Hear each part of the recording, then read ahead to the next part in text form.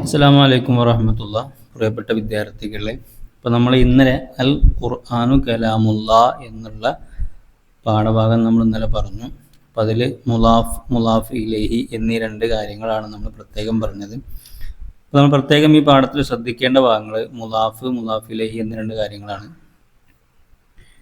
അപ്പം എന്താണ് മുലാഫ് എന്ന് പറഞ്ഞാൽ നമ്മൾ ഇന്നലെ പറഞ്ഞില്ലേ, അപ്പോൾ അത് പത്തുസമ്മ മുലാഫ് എന്നുണ്ട്. ഇവിടെ പറഞ്ഞു എന്താണ് കലിമത്താനി ഉദീഫൽ ഊല മിൻഹുമ ഇല സാനിയത്തി ഫതുസമ്മ അൽ കലിമത്തുൽ ഊല മിൻഹ മുലാഫൻ വസാനിയത്ത് മുലാഫ് ഇലൈഹി എന്നുള്ളതാണ് പറഞ്ഞു അല്ലേ.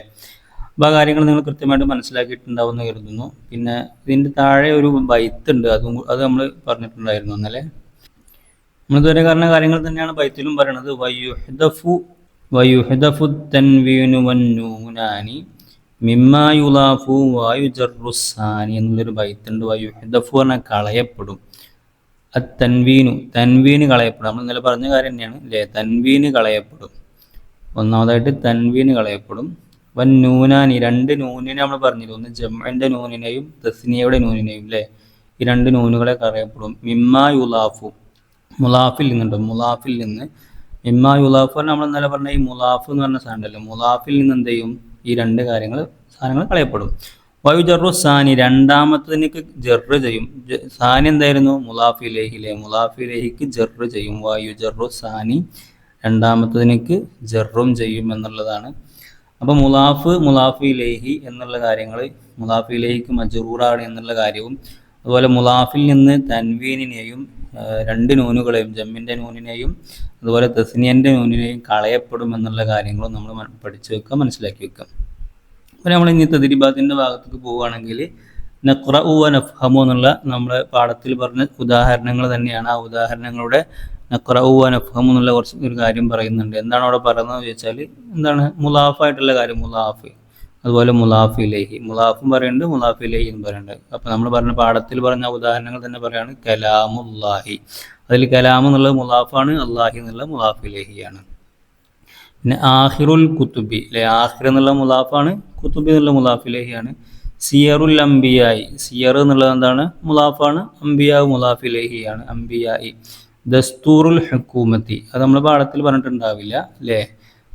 ദസ്തൂറുൽ ഹുക്കൂമത്ത് എന്നൊക്കെ പറഞ്ഞാൽ ഗവൺമെന്റിന്റെ നിയമാവലിയൊക്കെ ഉണ്ടാവില്ല, അതിനാണ് പറയുന്നത് നിയമാവലി. ദസ്തൂറുൽ ഹുക്കൂമത്ത് തന്നെ ഗവൺമെന്റിന്റെ നിയമാവലി.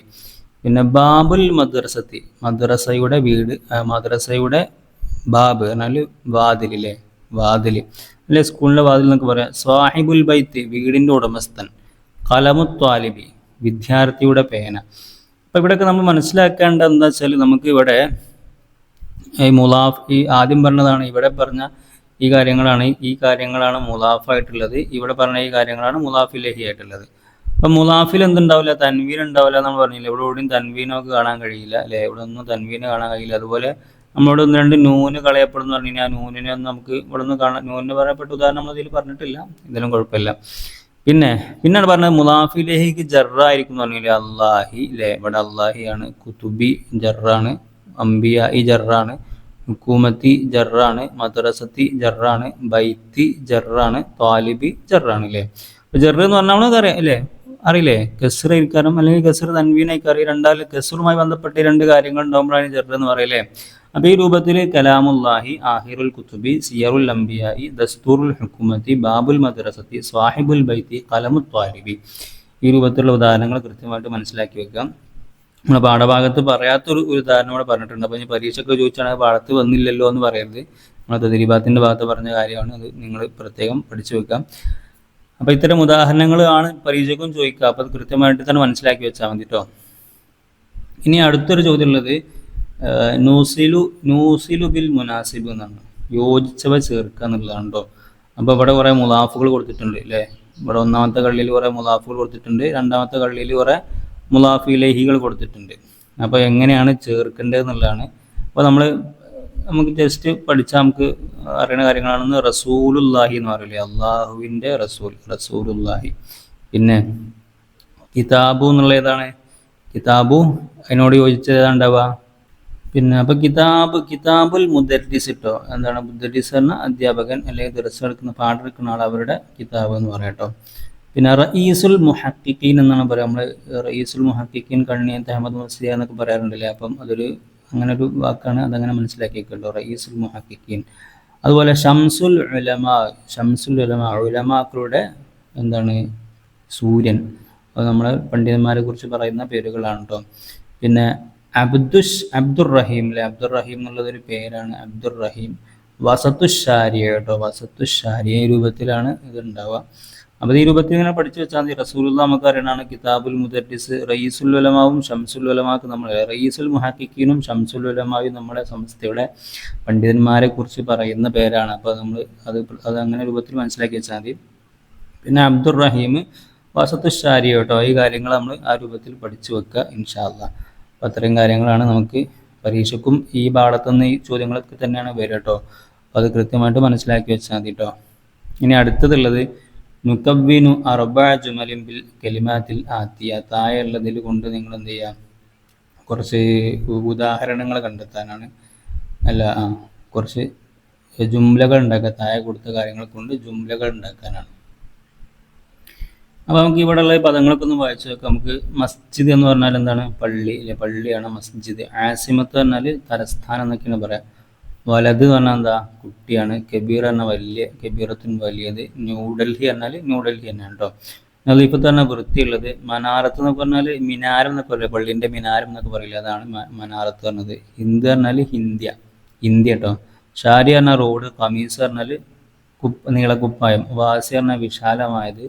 മദീനത്ത് പറഞ്ഞാൽ പട്ടണം. അപ്പോൾ ഇങ്ങനെ ഒരുപാട് വാക്കുകളോട് കൊടുത്തിട്ടുണ്ട്. അപ്പോൾ ഇതുമായി ഏത് രൂപത്തിലേക്ക് വാക്കുകൾ നിങ്ങൾക്ക് കഴിയുന്ന രൂപത്തിലേക്ക് വാക്കുകൾ ഉണ്ടാക്കാം. അപ്പോൾ അവിടെ ശ്രദ്ധിക്കേണ്ട എന്താ വെച്ചാൽ, ഒന്നുമിക്ക് ഇലാഫത്ത് ചെയ്യുന്ന സമയത്ത് അതിൽ തൻവീർ ഉണ്ടാകാൻ പാടില്ല, മുലാഫിൽ തൻവീർ ഉണ്ടാകാൻ പാടില്ല, പിന്നെ മുലാഫിലേക്ക് ജറായിരിക്കണം. ഇങ്ങനത്തെ കാര്യങ്ങളൊക്കെയാണ് ശ്രദ്ധിക്കാനുള്ളത്. അപ്പോൾ ഇവിടെ നമ്മൾ കുറച്ച് ഉദാഹരണങ്ങൾ ഇവിടെ കൊടുത്തിട്ടുണ്ട്. നമ്മൾ ജസ്റ്റ് ഒന്ന് നോക്കുകയാണെങ്കിൽ മനാറത്തുൽ മസ്ജിദി കബീറത്തുൻ. അപ്പോൾ മനാറത്തുൽ മസ്ജിദി എന്നുള്ളതാണ് നമ്മളെ മുലാഫിലേയും. അപ്പോൾ മസ്ജിദി എന്നുള്ളതിന് ഇവിടെ കസർ കൊടുത്തിട്ടുണ്ട്. അപ്പോൾ ആ രൂപത്തിൽ നമ്മൾ ശ്രദ്ധിച്ചാൽ മതി. അതായത് പള്ളിയുടെ മിനാരം എന്താണ്, വലിയതാണ്. ന്യൂഡൽഹി ആസിമത്തുൽ ഹിന്ദി. ന്യൂഡൽഹി പറഞ്ഞാൽ ന്യൂഡൽഹി തന്നെയാണ്. ന്യൂഡൽഹി എന്താണ്, ആസിമത്തുൽ ഹിന്ദി, ഇന്ത്യയുടെ തലസ്ഥാനമാണ്. ആസിമത്തുൽ ഹിന്ദി അല്ലേ, ഇവിടെ കസറുണ്ട്, അതാണ് നമുക്ക് ശ്രദ്ധിക്കേണ്ടത്. പിന്നെന്താണ്, പിന്നെ വേറെ ഇതാണ് കമീസുൽ വലതി. കമീസ് പറഞ്ഞാൽ നിങ്ങളെ കുപ്പായം അല്ലെങ്കിൽ കുപ്പായം എന്നൊക്കെ പറഞ്ഞാൽ, വലതി പറഞ്ഞാൽ കുട്ടിയുടെ കുപ്പായം. അപ്പോൾ അവിടെ കസറുണ്ട്, അത് ശ്രദ്ധിച്ചാൽ മതി കേട്ടോ. നളീഫത്തുൻ വൃത്തിയുള്ളതാണ്. പിന്നെ ഷാരിഉൽ മദീനത്തി വാസിഉൻ. ഷാരി പറഞ്ഞ റോഡ്, മദീനത്തി എന്ന പട്ടണത്തിൻ്റെ റോഡ്, വാസിഉൻ വിശാലമായതാണ്. അപ്പോൾ ഷാരിഉൽ മദീനത്തി ഇവിടെ കസറുണ്ട്, അതൊക്കെയാണ് നമ്മൾ ശ്രദ്ധിക്കേണ്ടത്. ഈ രൂപത്തിൽ നമുക്ക് എന്ത് ചെയ്യാം, പല ഉദാഹരണങ്ങളും അതിൽ നിന്ന് ഉണ്ടാക്കി കൊടുക്കാം കേട്ടോ. പിന്നെ മറ്റൊരു വർക്കുള്ളത് നളുബിത്തു ബിൽ അഷ്കാലാണ്. എന്താണ്, ഹർക്കത്ത് കൊടുക്കാനാണ്. അപ്പം എങ്ങനെയാണ് ഇത്, അൽ കഅബത്തു അല്ലെ, കഅബത്തു ഖിബ്ലത്തുൽ മുസ്ലിമീൻ ട്ടോ, മുസ്ലിമീന എന്നുണ്ടാവുക കേട്ടോ, മുസ്ലിമീന. അതോടെ ഇവിടെ ജറുള്ളത് ഈ ഒരു സംഭവം കൊണ്ടാണ്. അത് നിങ്ങൾക്ക് പിന്നീട് മനസ്സിലാവും, ഇല്ലെങ്കിൽ വേറെ ഏതെങ്കിലും ക്ലാസ്സിലൊക്കെ നിങ്ങൾക്ക് പഠിച്ചിട്ടുണ്ടാവും കേട്ടോ. അപ്പം ആ ഒരു കാര്യം ആണ് അത് നിങ്ങൾ അത്ര ശ്രദ്ധിക്കേണ്ടതിലും. ഈ ഇത് കഅബത്തുൽ ഖിബ്ലത്തുൽ മുസ്ലിമീന എന്നുള്ള കാര്യം നിങ്ങൾ പ്രത്യേകം മനസ്സിലാക്കി ആ രൂപത്തിൽ തന്നെ മനസ്സിലാക്കി വെച്ചാൽ കേട്ടോ. പിന്നെ ബാഹത്തുൽ മദ്റസത്തി വാസിഅത്തുൻ. പിന്നെ ദഹബതു ഇലാ ബൈത്തിൽ ഉസ്താദി. അപ്പോൾ ബൈത്തിൽ ഉസ്താദി എന്നുള്ളതാണ് മുലാഫിലേഹി. അപ്പോൾ ഇവിടെ കസറുണ്ട്. പിന്നെ ബാഹത്തുൽ മദ്റസത്തി എന്നുള്ളതാണ് മുലാഫിലേഹി, ഇവിടെ കസറുണ്ട്. പിന്നെ ഖിബ്ലത്തുൽ മുസ്ലിമീൻ എന്നുള്ളതാണ്. അപ്പോൾ ഇവിടെ മുലാഫിലേക്ക് ഇവിടെ ഇതുകൊണ്ട് ഈ യാ കൊണ്ടാണ് ചേർക്കുക. അത് നിങ്ങൾ വിശദമായിട്ട് പഠിക്കേണ്ട ഒരു കാര്യമാണ് ഇൻഷാ അല്ലാഹ്. അപ്പോൾ ഈ രൂപത്തിലൊക്കെയാണ് നമുക്ക് ഈ പാഠത്തിൽ പഠിക്കാനുള്ളത് കേട്ടോ. അപ്പോൾ നിങ്ങൾ വളരെ ഈസി ആയൊരു പാഠമാണ് കേട്ടോ. അപ്പം നമ്മുടെ പാഠങ്ങളിൽ വെച്ച് ഏറ്റവും ഈസിയുള്ളൊരു പാഠമാണ്. അപ്പോൾ കൃത്യമായിട്ട് മനസ്സിലാക്കി വെക്കുക. പിന്നെ കുറച്ച് കാര്യങ്ങൾ അറബി ആക്കാനുള്ള ഭാഗങ്ങളാണ്. നമ്മൾ അറബി ആക്കണം. അപ്പോൾ അറബി ആക്കാനുള്ളത് എങ്ങനെയാണെന്ന് ചോദിച്ചാൽ, ഒന്നാമത്തത് പിതാവിൻ്റെ കുപ്പായം ഞാൻ കഴുകി. അതിവിടെ കൊടുത്തിട്ടുണ്ട്. എന്താണ്, ഗസൽതു ഖമീസ അബി. ഞാൻ കഴുകി ഖമീസ അബി. ഇവിടെയൊക്കെ ഇപ്പോൾ ആ കസർ നിങ്ങൾ കാണാൻ ബുദ്ധിമുട്ടുണ്ടാവും. അത് കുറച്ച് നിയമ വ്യത്യാസങ്ങൾ അവിടെ ഉണ്ട്. അത് നിങ്ങൾ ഈ കാര്യങ്ങളൊക്കെ ഈ രൂപത്തിൽ പഠിച്ചു വെച്ചാൽ കേട്ടോ. പിന്നെ സുഹൃത്തിൻ്റെ വീട് ഞാൻ സന്ദർശിച്ചു. സന്ദർശിച്ചു സുഹൃത്തു, വീട് എന്ന ബൈത്ത് ബൈത്ത സ്വദീഖ് എന്താണ് സ്വദീഖിൻ്റെ വീട് അല്ലേ, അപ്പോൾ സുഹൃത്തു ബൈത്ത സ്വദീഖി, സുഹൃത്തിൻ്റെ വീട് ഞാൻ സന്ദർശിച്ചു കേട്ടോ. പിന്നെ നീ റോഡിൻ്റെ മധ്യത്തിൽ കളിക്കരുത്. നീ എന്താണ് റോഡിൻ്റെ മധ്യത്തിൽ, അതപ്പോൾ ഈ ഇതാണ് ഇപ്പോൾ ഇവിടെ നമുക്ക് പഠിക്കാനുള്ളത് കേട്ടോ. റോഡിൻ്റെ മധ്യത്തിൽ, ഇവിടെ സുഹൃത്തിൻ്റെ വീട്, പിന്നെ പിതാവിൻ്റെ കുപ്പായം, അതൊക്കെ മുലാഫിലെ ഈ രൂപത്തിൽ പറയണതാണ്. അതാണ് നമുക്കിവിടെ പ്രസിദ്ധിക്കാനുള്ളത്. അപ്പോൾ നീ കളിക്കരുതുള്ള ഇല്ലാത്ത ലാബ്, നീ കളിക്കരുത് വസത്തശാരി, റോഡിൻ്റെ മധ്യത്തിൽ കേട്ടോ. റോഡിൻ്റെ മധ്യത്തിൽ കളിക്കരുത്. അപ്പം മുലാഫിലേഹിയാണ് നമുക്കിവിടെ പഠിക്കാനുള്ളത്. ആ കാര്യങ്ങൾ നിങ്ങൾ പ്രത്യേകം മനസ്സിലാക്കി വെക്കുക. അപ്പോൾ നമുക്ക് പഠിക്കാനുള്ളത് അൽ മുലാഫു വൽ മുലാഫിലേഹി. ഈ വാവ് ഇങ്ങനെ വാവ് എന്ന അന്തം നമ്മൾ കഴിഞ്ഞ പാഠത്തിൽ പഠിച്ചിരുന്നത് മുലാഫും മുലാഫിലേഹിയും എന്നുള്ള അർത്ഥം കിട്ടും അല്ലേ.